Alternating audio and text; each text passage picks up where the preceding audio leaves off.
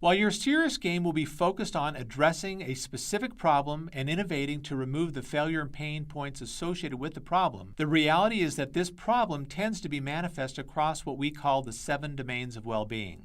Therefore, to effectively address the problem, we must look beyond the single domain.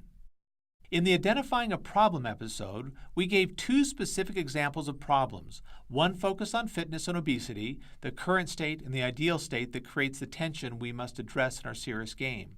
Let's return to these again to see how the 7 domains of well-being would apply there. I will also note as we review the 7 domains of well-being that these are also closely aligned with the roles that positive psychology plays in our lives to ensure happiness.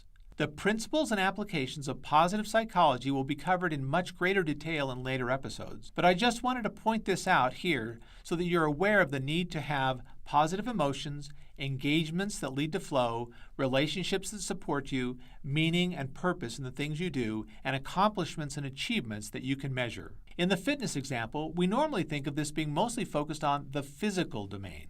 After all, why are we trying to eliminate fat, improve sleep, increase physical activity? And aren't these all physical? However, as we try to get at the root cause of the problem, we find it's really driven by the needs in other domains of well-being that I will outline below. For example, poor emotional well-being, the second domain, results from stress, pressure, anxiety, and will generally lead people to become depressed, which then tends to lead to poor nutrition, insomnia, lack of sleep, and a sedentary lifestyle. Therefore, we need to address their emotional needs in order to fix their physical problems, which requires us to develop positive emotions in our lives like hope, empathy, gratitude, charity, etc., to make this happen. Financial well-being, the next domain, provides a critical support to emotional well-being. A lack of financial well-being is often a leading cause of poor emotional health. If you are stressed about a lack of money, poor career prospects, large and exploding medical or other bills, then you'll experience stress, pressure, and anxiety that decreases emotional health. Human beings' brains are constantly thinking, plotting, hypothesizing, and engaging in thoughts. We demand intellectual stimulation. So if our job is boring, it can cause stresses that impact both financial and emotional well-being. Without activity in the intellectual domain, we will not be healthy. This is where accomplishments are important as we tally the accomplishments and achievements we gain from achieving our goals and objectives. Living and working in a peaceful and relaxing environment and having control over our environmental domain is necessary for well-being. If we work in a cluttered office, dirty home, busy and stressful city, and have no ability to experience environments that support well-being, we will experience limits to our well-being in other domains. In fact, when the environment is crafted and delivered effectively, people experience a state of engagement we call flow, where they lose a sense of time and space because they become one with their environment. Human beings are social creatures. We enjoy one another's company at home, at work, and at play. Therefore, having abundant and healthy social relationships is necessary for well-being in the social domain.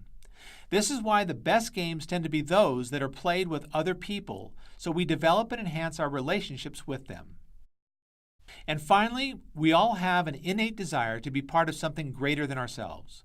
We need this connection, and much of it comes through connecting with other people and the environments through the spiritual domain.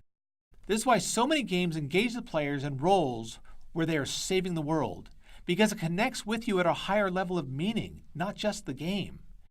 So going back to our fitness example, the best fitness serious game that would be most effective would need to enable well-being in all 7 domains. One of the past student games that competed in our serious health game competition was called Renaissance Astronaut, and it focused on enabling a corporate wellness experience for employees that would enable them to increase well-being in all 7 domains. It did so by helping people select achievements in various domains such as health, emotional, and financial, and then help them organize and prioritize them and get rewards for achieving goals and objectives in these areas.